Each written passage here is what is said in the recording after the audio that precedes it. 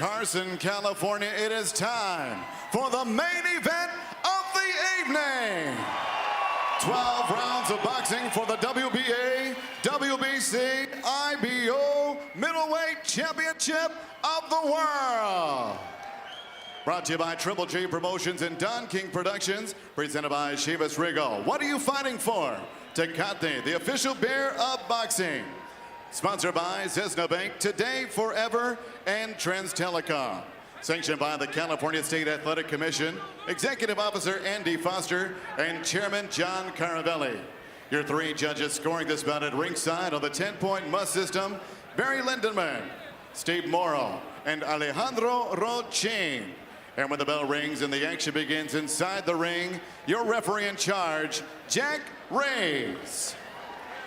And now, ladies and gentlemen, the judges are ready, the fighters are ready, the world is ready. Carson, California, make some noise if you are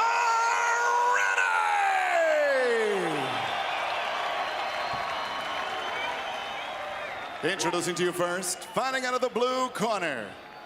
Wearing tonight white trunks with multicolored trim, he weighed officially 159.5 pounds. In 40 professional bouts, his record, 36 victories, just 3 defeats, 1 draw, 21 big wins coming by way of knockout. Here's the 2-time light middleweight world title challenger from Glendale, California by way of Abovian, Armenia. Here is the Nightmare, but it's Martirosyan.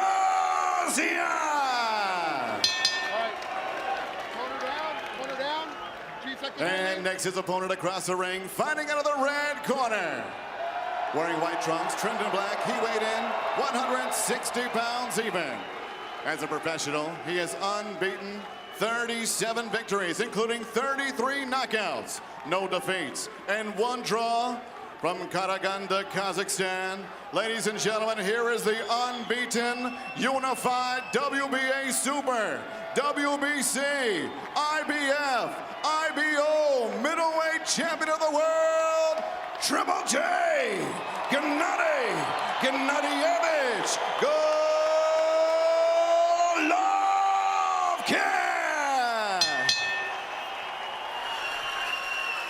Once again, referee Jack Reyes with the final instruction.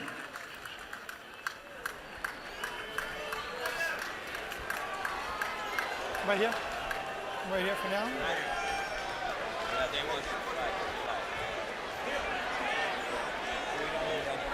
You guys want to exchange the flags? Okay, come here. Edmund, right at the line, I'm going to let him work in here. Same thing, it's a little bit high right here, I'm going to let him work. Mouthpiece, mouthpiece. I gave you both instructions. I just want to remind you, please listen and follow my commands at all times. Protect yourself at all times. Fight hard, fight clean. Good luck to both of you. You know, Triple G, and some people may be seeing him for the first time. They heard about this monster, Triple G, and last fight was on pay-per-view, and here you can just watch him on regular HBO. Triple G has his reputation because you were guaranteed not only action, but a knockout in his fights. Hasn't been the case in his last 2 fights. Let's see if he can get healthy here against Martirosyan. He generally, Triple G, provides indelible moments in his fights, whether it's Curtis Stevens exclaiming like he couldn't believe the power on the ground from a left hook, or Matthew Macklin writhing on the canvas from a body shot. See if he has one of those moments in him tonight. And Max, you mentioned that this feels like a throwback to an old-time HBO fight. For you, here's one more reason we haven't even mentioned so far. Vanes Martirosyan is promoted by Don King. It's hard to find that in the sport yet, or still at this hour. But here it is, a Don King promoted fighter in against Gennady Golovkin. Martirosyan flashing a nice jab. Throwing some good combinations already. Martirosyan sticking the jab in Golovkin's mouth. Golovkin lands a left hook. Oh, Martirosyan's hurting. Golovkin known for his scary power in both hands, and would like to remind fans of that after his last couple fights. That's what happens, again, when you fight top fighters like Daniel Jacobs and Canelo Alvarez. Martirosyan considered a level below that. Yeah, he's thrown a good jab already here, though, Max. Popping Gennady's head back a couple times. Gennady landed a good hook on him, popping his head back one time. So we're getting some good exchanges in early. The bad thing for Vanes is that their 24-month layoff is going to tear early. Later in the fight, he'll get back comfortable and get in position.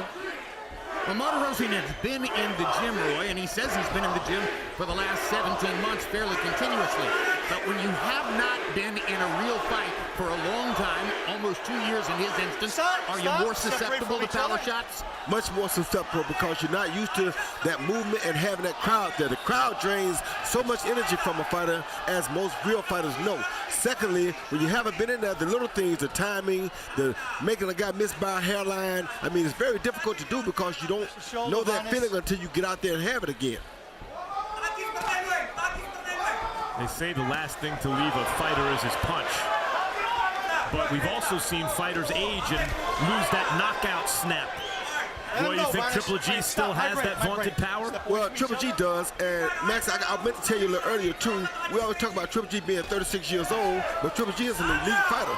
An elite fighter at 36 is not a bad fighter still. Floyd Mayweather was still dominating people at 36 years old. It's changed over the last decade or so. Of course it has. So 36 is not an old fighter, especially when you haven't taken a lot of punishment. And for those who haven't seen him before, we talk about Triple G's power. Max has made the point that you expect to see knockout power from Triple G.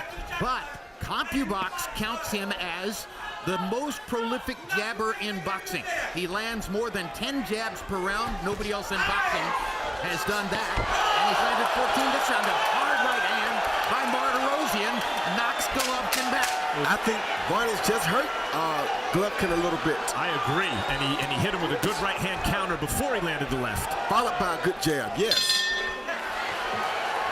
Golovkin landed 15 jabs in the round, but only one hard power shot. Martirosyan hit him in the mouth with the right hand. That might have been the best punch of the round. Stop looking for one. Let's get into a groove going, okay? Little jab, little feint. You're not feinting it now.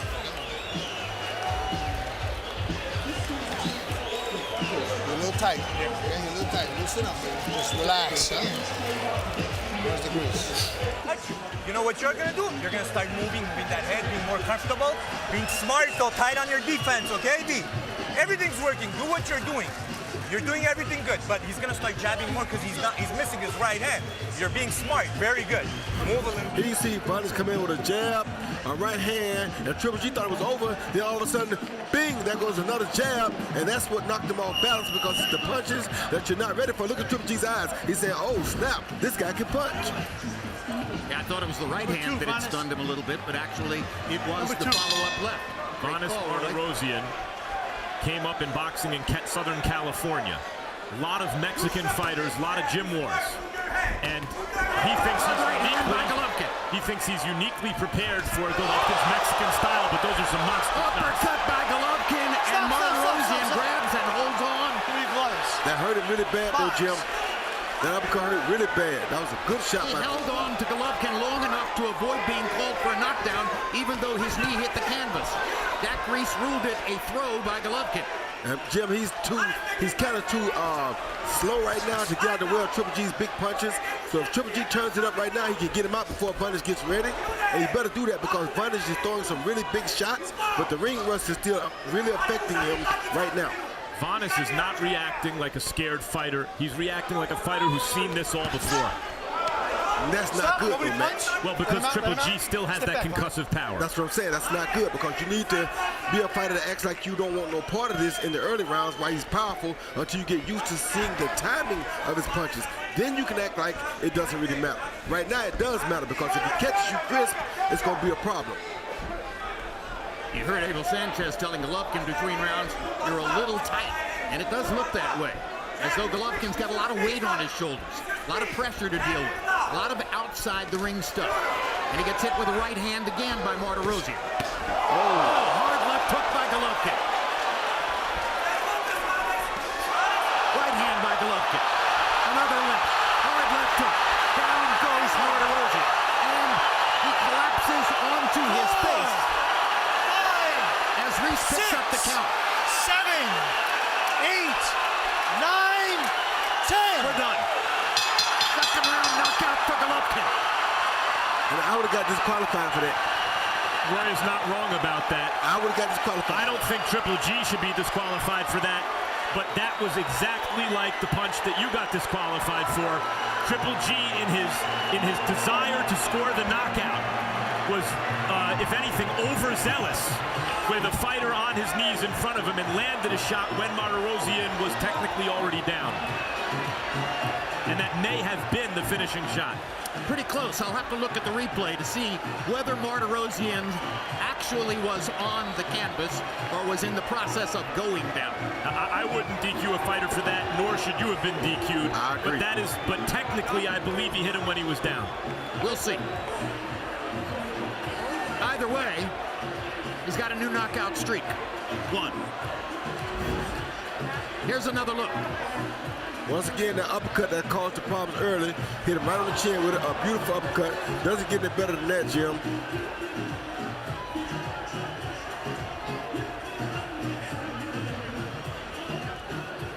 Now you see him coming in for the attack. Overhand right over the top, which finally got caught with several times before.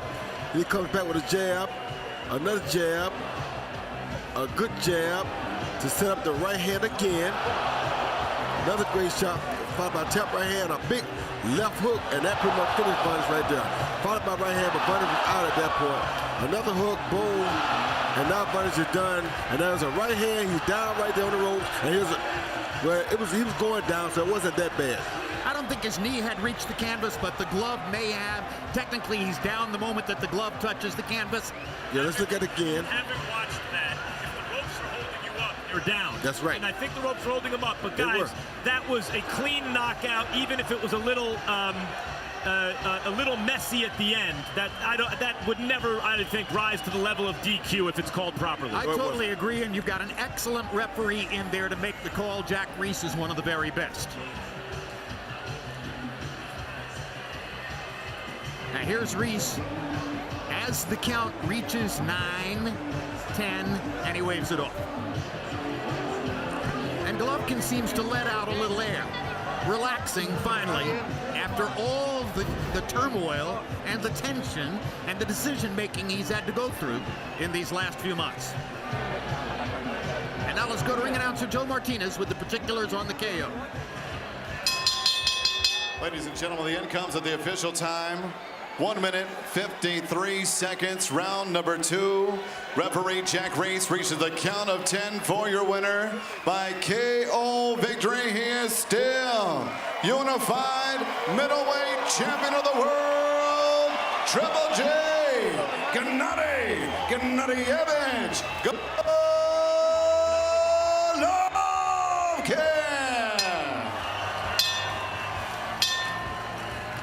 First round wasn't his best. Second round was a wipeout. Ultimately, the result is what most ringside observers expected. An early to middle rounds knockout for Golovkin. Final CompuBox numbers, Golovkin closed the show, landing 11 of 15 power shots. Roy Jones with his brilliant analysis of the power barrage that ultimately put Martirosyan away. He doubles Martirosyan in landed punches. He throws 11 more. He lands at a 43% overall connect rate. He reinforced his reputation as the #1 jabber in the sport as he lands 16 out of 30 power shots, 53%. You know what we've told you over the years about a fighter who lands more than 50% of his power shots. He lands 20 jabs in less than 2 complete rounds. Again, he's the only fighter counted by CompuBox in boxing who lands more than 10 jabs per round. And all of that is part of what makes him very, very difficult to beat. 38-0-1 with 34 knockouts. He stands by now with Max Kellerman. Congratulations, Gennady. How does it feel to get a knockout under your belt? It's been a minute. I feel great. I come back. Gennady, Vanes came over to me a moment ago and said, that is the hardest puncher I've ever faced. Do you feel like you had your power back tonight? Why weren't you able to do this in your last 2 fights? Excuse me, give me a chance. Just I want to first of all, thanks. Thank you very much. Thank you very much, my friends from Kazakhstan, my family, and of course, all fans of the world.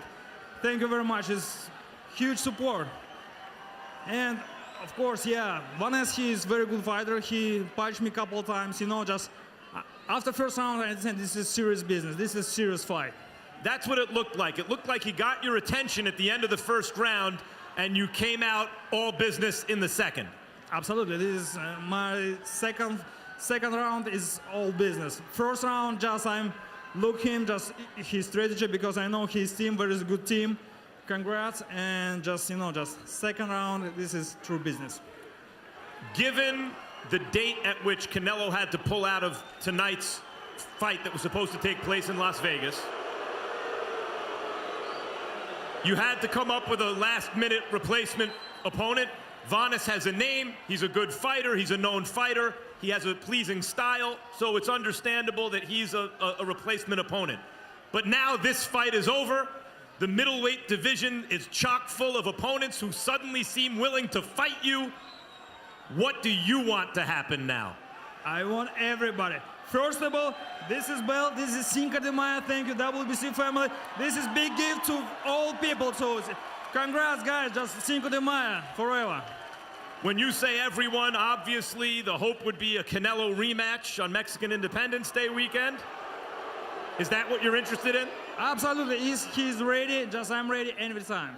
Are there any other middleweights out there who you'd be interested in making a fight with? It doesn't matter for me. I'm still champion last 9 years. Just I have a lot of belts. Just guys, just come and just take my belt. But the reason I ask for names now is because a couple years ago, the division didn't have a lot of interesting fighters. But now Daniel Jacobs has made a real name for himself. Charlo is there. Andrade's around. There are suddenly a lot of good fighters in the division. Are there any of those named fighters who are elite fighters that you would like to fight? Hopefully, we're very soon see you this fight with these guys. It doesn't matter for me. With who? To clean out the division. Absolutely.